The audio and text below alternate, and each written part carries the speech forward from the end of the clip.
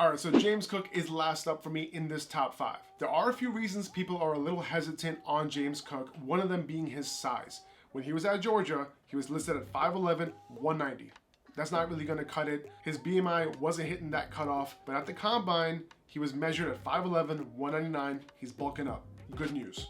James Cook and Rachaad White were the leaders in this class in terms of yards per touch, and it makes sense because these are the two guys who are the best in the pass game. I'm hoping for a similar role that I saw in Rachaad White in James Cook. Maybe not an every down role, but an efficient 3-down role, that would suffice. Someone who can make you pay in the pass game, you don't necessarily have to stack the box, and he can be efficient in the run game. Kind of like what we saw at Georgia with Zamir White, but let's give Cook some more touches here, please. Now, it's been reported that Miami was interested in James Cook, and it's funny because I thought that would be a perfect fit, either Miami or San Francisco. You know, these guys who run that outside zone scheme. James Cook has that one cut and go type of running style, and he would fit that scheme perfectly.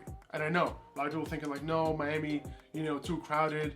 I get it. But in terms of fit, I think that's where James Cook would fit perfectly. When I was looking at these guys initially, I was thinking that maybe he could be that perfect Raheem Mostert type of replacement in San Francisco, especially with that 4.42 speed that he showed at the combine. Now, Cook didn't get a ton of work in college, but that's Georgia for you. They don't overwork their guys, they just prepare you for the NFL. Only 113 carries his senior year, but he was efficient. 3.91 yards per carry, very solid. That's 15th among 84 running backs with at least 100 carries in the Power 5 last year. Now, he didn't stand out in forcing missed tackles in the run game, but he definitely did that in the receiving game. And that's where he really excelled. He caught 90% of his targets last year, and among the 29 Power 5 running backs who had at least 30 targets last year, he ranked 6th with 1.63 yards per route run. He was also 5th in yards per reception among those running backs. Now, in 2020, reduced workload, but among all 60 Power 5 running backs with at least 15 targets, he ranked 8th with 2.19 yards per route run. Solid, efficient. Now, after a very solid combine showing, he might end up as a 3rd-round rookie NFL draft pick, which is amazing.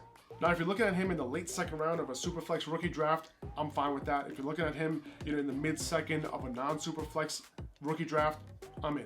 Let me know in the comments who you think is this year's sleeper rookie running back. See ya.